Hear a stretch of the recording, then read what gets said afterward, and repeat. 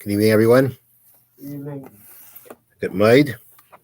So this Shabbos, we don't have the Parsha of the week. It's Shabbos Cholamoid, but we will be reading this Shabbos the book of Koheles, book of Ecclesiastes. Don't ask what Ecclesiastes means exactly, but that's what Koheles seems to be called in English. I don't think it's an English word, but again, they refer to it as Ecclesiastes. And I'd like to share with you a thought that relates, a few thoughts that relate to a pasuk, to a verse at the end of Koheles. Now, the verse reads like this. This is Perikid Beis, chapter 12, pasuk Aleph, verse 1. Uzachares barecha, and remember your Creator, b'mei b'chureisecha, in the days of your youth. Ada shelo yavayu mei hara'ah, before the evil days come. V'yigiu hashanim, and the years arrive. Ashertoim, rather you will say, Ein li b'hem chayfetz, I have no desire in them. In the simple interpretation of the pasuk, it means, that make sure that you remember your Creator, serve Hashem in your youth, and don't wait until your old age, which is a time where you lose your strength, you lose your desire for things. Remember your Creator in your youth. Remember your Creator when you still have your vigor, when you still have a desire in life. But the Gemara in Shabbos has another interpretation to what this pasuk means. And before I tell you what the Gemara says, I'll share with you a little story. Someone one time said to the Chavetz Chaim that he's awaiting the arrival for Mashiach, because you know that when Mashiach comes, it's going to be a lot easier to serve Hashem. When Mashiach comes, the power of the Yetzer Hara will be greatly, greatly diminished. As we say, Yamal ha'aretz de'ah, the land will be filled with the knowledge of God. The power, the influence of the evil inclination will be very, very, very weak, if at all. And therefore, we know that serving Hashem will be much easier then. So this person said to the Chavetz Chaim that he's awaiting the arrival of Mashiach because he knows that it will be easier then at that point of time to serve Hashem. Sounds noble, right? So the Chavetz Chaim said to him, no, you're making a mistake.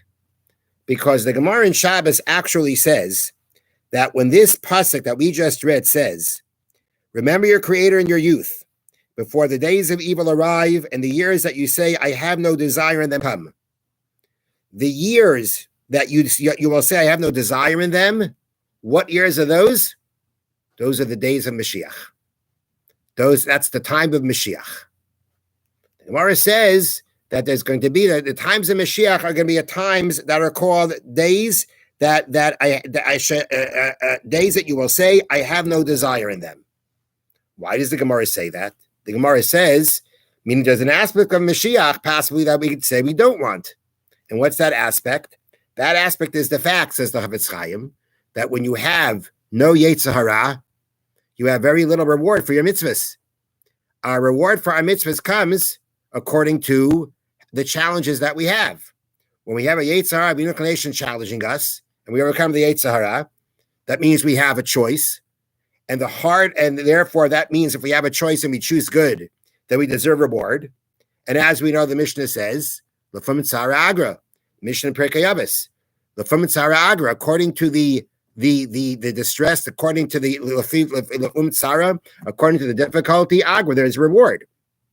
So it comes out when Mashiach comes, we're going to have much less reward because of the fact that there'll be much less of a challenge to our serving Hashem. And therefore, the Gemara says that there is an aspect in which we call the days of Mashiach the days I have no desire in them. Those will be the days where the reward for mitzvahs are going to be greatly diminished because there's not going to be any challenge. Which means that the Chavetz Chaim was saying to this person that clearly we await the arrival of Mashiach. Why? Because when Mashiach comes, we will be able to serve Hashem. We will have a connection the closest to God that we've been waiting for. But if the reason you're waiting for Mashiach is because it'll be easier to serve Hashem, then that's not really a reason to wait for Mashiach. Because before Mashiach comes, you have a chance for reward, an increased reward for the effort and for the challenges that you have when serving Hashem. When you come to the time of Mashiach, there'll be no challenges. there won't be any reward, or there'll be very little reward. And therefore, the Chavetz Chaim told this person that don't wait for Mashiach because it'll be easier to serve Hashem then. Wait, Mashiach's coming because we'll be closer to Hashem then. Didn't say those words, but that's my understanding. You'll wait for Mashiach because when Mashiach comes, we'll have that closest to Hashem that we desire. But if we're waiting for Mashiach to come because it's going to be easier to serve Hashem, then you're kind of missing the point in the sense that if it's easier to serve Hashem, if you're not serving Hashem when there's challenges against that, you're not going to get any reward. So I'd love to take some time now to focus on this Mishnah in Pirkei Avos that I just mentioned, the Fum Tzara Agra, which means according to the tzar, according to the distress, according to the effort, that's the reward, because that's the point here. The point is that our reward for mitzvahs is commensurate with how much effort we have to put into it, how difficult it is, how challenging it is, what kind of effort we need to put into the mitzvah. That makes a difference in the reward. And in the case of when there is no Yetzer Hara, like that means a Mashiach, there's almost no free will. No free will means no challenges. No challenges means no reward. And as the Mishnah tells us, and according to the challenge, there is the reward. So let's focus on that Mishnah. I'd like to share with you a few of the comments on that Mishnah in Pirkei Avos. So the Mishnah in Pirkei Avos, this is in Parakeh chapter 5, and it is Mishnah Chav Gimel, Mishnah 23. Ben Heihei Amar, the sage's name was Ben Heihei, and he said, L'fum Tzara Agra, according to the tzar, according to the distress, is the reward. What does that mean? According to the distress is the reward. So the Bar Tanura's commentary says, Kefi roi vatzar, according to how much distress or challenge or difficulty, shata seivo, that you have to put up with, believing ha-Torah v'asiyas ha-mitzvahs, when studying Torah or in doing mitzvahs, yesachur chameruba, according to how much challenge you have, how much difficulty you have, that's how much more reward you will have. And there is a saying there is a source that says that 100 that you get 100 times more reward for a mitzvah that you have difficulty doing than one that you don't have difficulty doing. 100 times more reward. So that's one interpretation. From Tzara Agra, the more difficult it is, the more effort you have to put into it, the more reward you have. That's the Bar Tanura's explanation.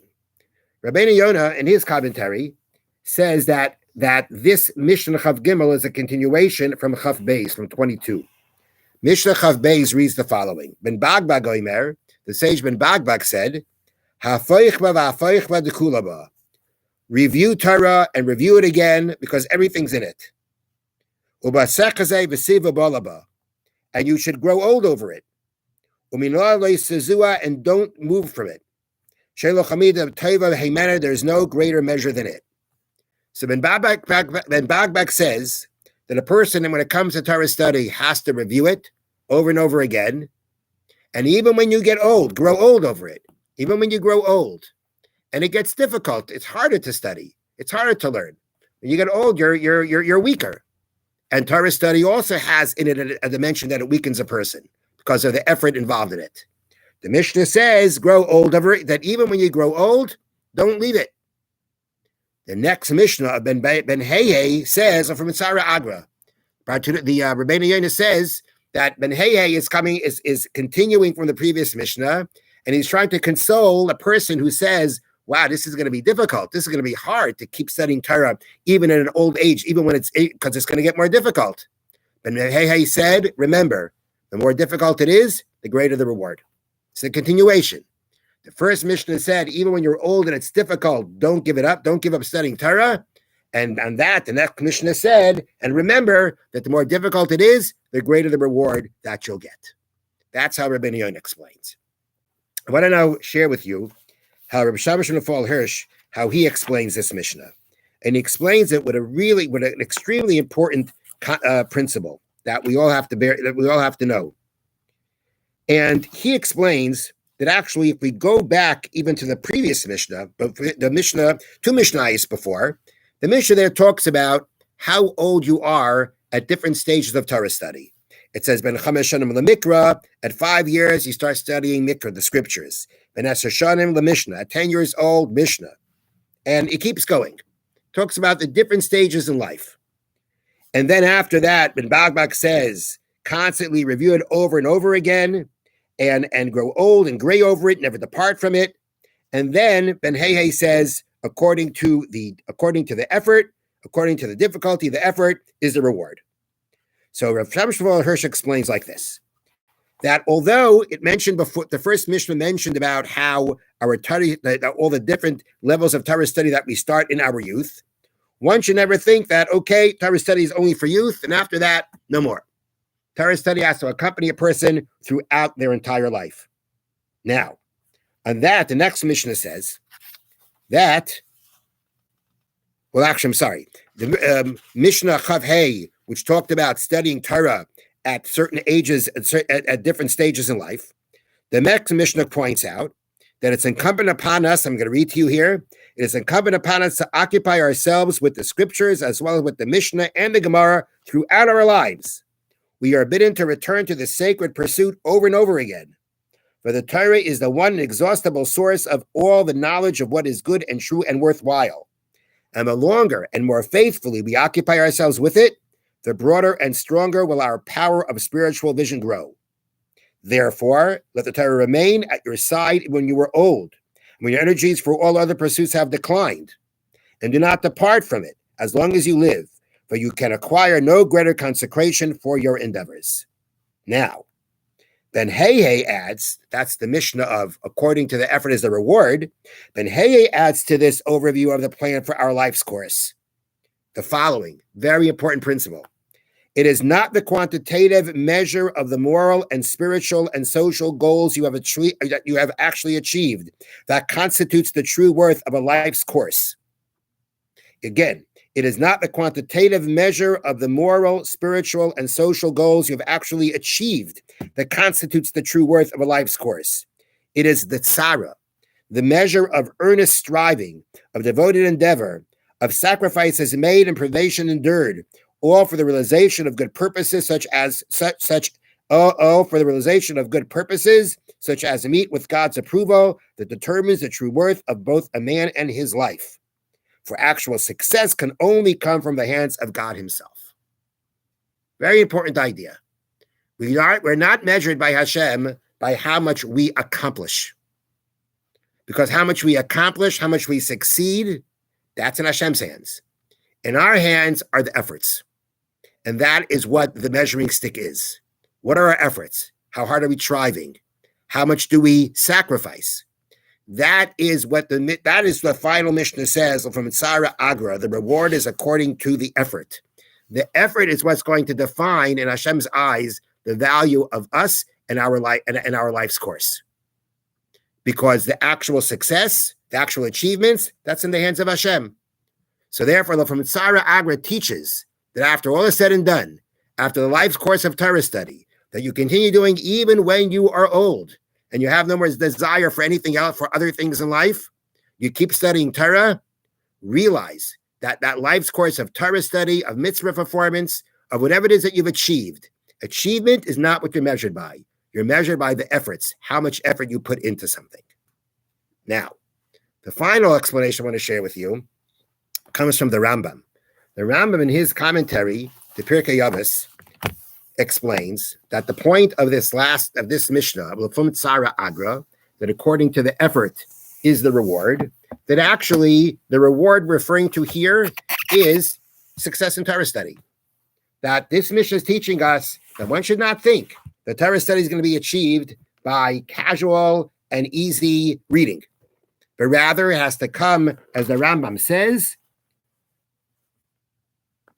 Lefi masha titzdayer b'Torah, according to how much your mitzvah, according to how much real effort you put into Torah, as difficult as it may be, yesacharcha, that's your reward.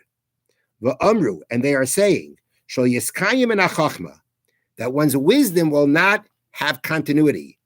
Attainment, acquiring Torah wisdom, comes elamasha tilmaid b'Torah amal, only that which you are going to study with great effort, the yiram min hamalamed, and with reverence from the person teaching it to you. About kriyas hatainig v'menucha, but reading in a state of pleasure and comfort, ein kiyumla. That's not how to acquire Torah. So after the Mishnayos are talking about the Torah study and how you should never abandon Torah study, know that the Fumtzara Agra, the reward, meaning your success in Torah study, your acquiring Torah wisdom, is going to come according to the Tsar, according to how much effort you put into it. Which means that according to what the Rambam is teaching you, that if you want to succeed in Torah study, if you want to truly acquire Torah wisdom, that has to come with effort. So from Rav Hirsch's point, Rav Hirsch is pointing out a very important idea. Effort is what Hashem wants. How much you're going to achieve is in the hands of Hashem. But the Rambam is saying, but know that according to how much effort you put in, that will make a difference in how much you'll achieve. How much Hashem is going to bless you with achievement and success can also depend on, will or can depend on how much effort you put in. Now, let's say a person, one of the commentaries points out, let's say you have a certain person who is not blessed with the strong intellectual capabilities.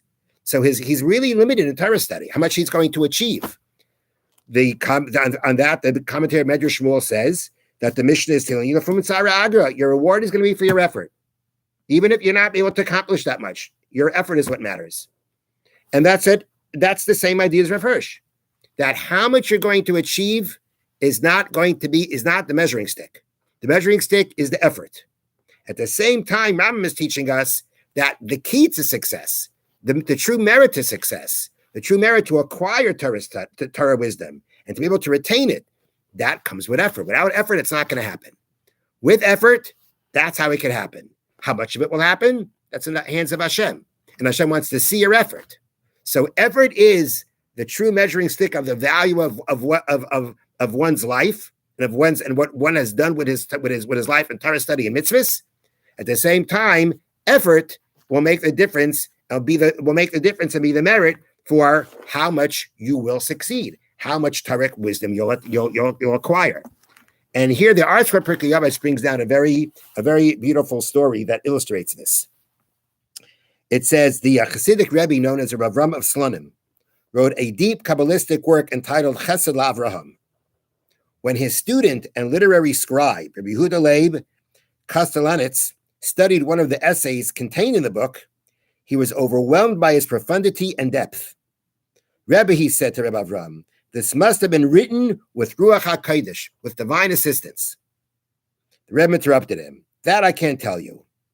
But I did study Torah under conditions of privation. The reward I received for this was that God enlightened my eyes to understand his Torah.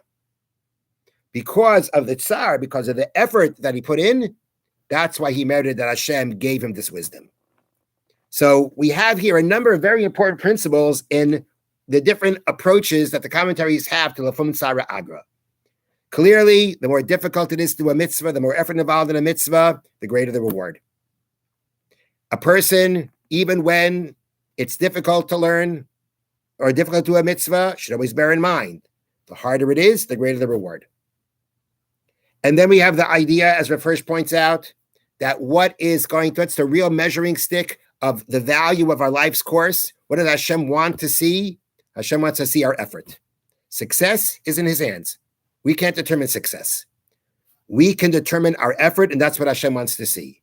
At the same time, when we study Torah with effort, that is going to be the key and the merit for that we should be blessed with success in our Torah study. A wonderful evening, wonderful Shabbos, and a good night.